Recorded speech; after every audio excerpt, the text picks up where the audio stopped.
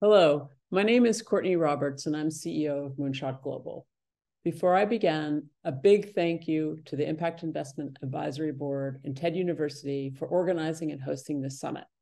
I am grateful to join fellow IMM strategists, practitioners, and investors, and to have the opportunity to share Moonshot's experiences on this panel. I founded Moonshot in 2014 to help ensure that sustainability and impact are at the core of investment and development finance, and to do so as a voice calling for IMM and assurance rigor balanced by pragmatism. With the wider range of actors from the public, private, and third sectors coming together to deliver on the Sustainable Development Goals, to fill the staggering $4 trillion gap in sustainable development finance, it is essential that standards and frameworks be supported by tools and approaches at each step in the investment or project cycle. I will address two key questions in this presentation to provide insights into the challenge of post-investment IMM. The first question is, how does Moonshot assist investors and organizations in effectively measuring and assessing the long-term impact of their initiatives? And the second, how can this assistance be tailored to meet the needs and expectations of each client? First, measuring and assessing long-term impact and outcomes starts at the earliest stages, even before making the investment or starting the project. It starts by working to embed impact processes based on a set of IMM practice standards throughout the investment or project cycle, and to do so at the portfolio, program, and investment or project levels. This is the ideal approach, no matter the type of client, investment strategy, or asset class.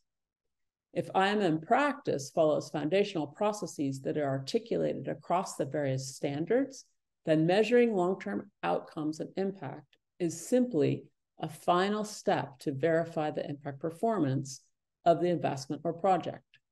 A final step that answers the very important question, are your investments or projects generating the social impact they promised? Unlike for IMM practice, there are not widely accepted standards for measuring impact performances at this stage. There also is not much alignment on what are acceptable levels of impact of performance or what value to place on impact. There are a number of organizations working on aspects of these challenges, including my fellow panelists. Moonshot's approach to impact performance verification is based on a pragmatic approach to applying rigorous evaluation standards to impact investing. Moonshot's methodology is a mixed methods approach that combines three fundamental elements. Now let's move over to some slides to visualize the steps. 3 steps are conducting a desk review, assessing data quality and verifying the impact, and calculating a value for the impact. Additional considerations are assessing the risk of negative externalities, identifying corrective actions, and submitting a verification report to the client. Let's dig a little deeper in each of the steps. First, we conduct a desk review of existing monitoring data that are associated with the review. This includes all relevant investment or project documentation. For example, the impact thesis or theory of change, key performance indicators, stakeholder engagement information, beneficiary data, etc. On the side of this slide, also are listed key questions to answer in reviewing this data. The second step is a combination of a data quality assessment and verification of data. We assess data for quality, context, and completeness against an objective set of data validity and reliability questions drawn from best practice. We then conduct a qualitative and quantitative review of what investment or project beneficiaries say about what they have experienced. What can be linked in some way to the intervention that was supported by the investment or project?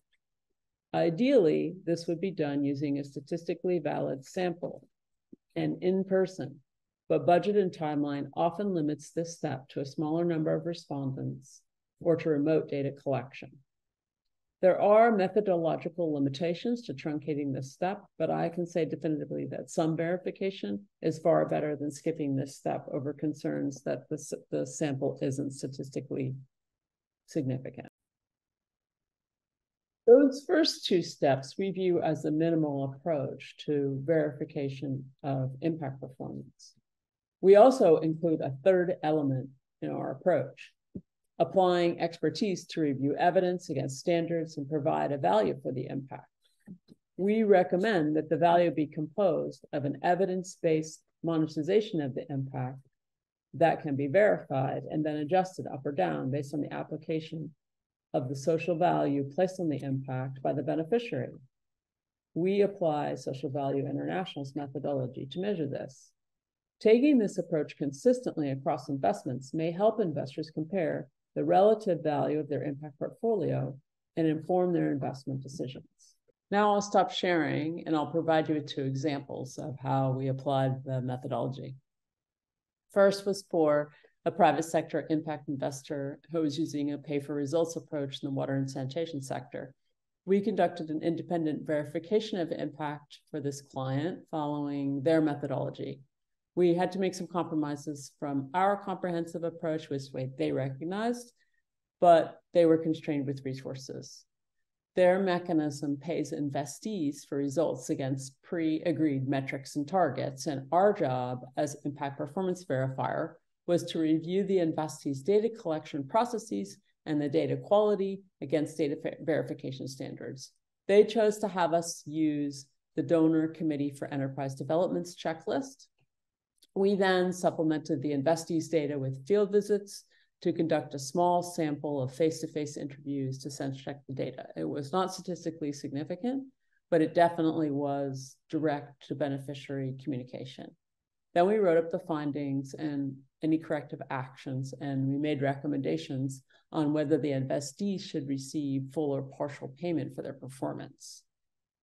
A second case was one of a public sector client who engaged us to develop a portfolio-level impact framework across all of their development finance activities and to prioritize a core set of what we called apex metrics, which they wished to create and use to aggregate performance across their entire portfolio. The apex indicators were a small number relative to the total number that were tracked by the individual investments. And our main work was harmonizing the metrics across all of the individual investments and then benchmarking impact performance by reviewing the available data against other verified sources. This was a significant effort, primarily because the work to establish the common set of indicators, the apex indicators at the portfolio level, had not been done up front. So we had to conduct a data call from existing implementing partners managing the investments, retrofit the data, and build consensus around what were the most important metrics. We also suggested some new metrics that hadn't been consistently captured by all investments, and that required some primary data collection. Among the apex indicators we proposed was an overall measure of effectiveness that we articulated as, did the projects achieve the outcomes they set out to achieve? This question enabled the client to more easily aggregate performance on outcomes across a diverse portfolio. After we completed the exercise, the client declared that they were then ready to establish a more consistent approach to going deeper and verifying post-investment impact performance by conducting a spot check on the data from investments, validating those results, capturing beneficiary feedback on them. That sums up the examples that I wanted to share. And I really wanted to thank you for attention as I described our approach to impact performance verification. I'd like to wrap up by saying that impact performance verification is very complex and not yet widespread, but it's a key mechanism to avoid impact washing and ensure accountability to the different stakeholders that investors and investees engage with. I hope that you found this presentation interesting and that you can have a takeaway or two that you can apply to your own work. I also want to emphasize that impact performance verification not only backs up claims through independent review, but it also provides investors and investees with information that can be applied to learning and improvement, and ultimately to inform the delivery of impact, not only that's been intended, but that has actually been verifiably delivered. Thank you so much.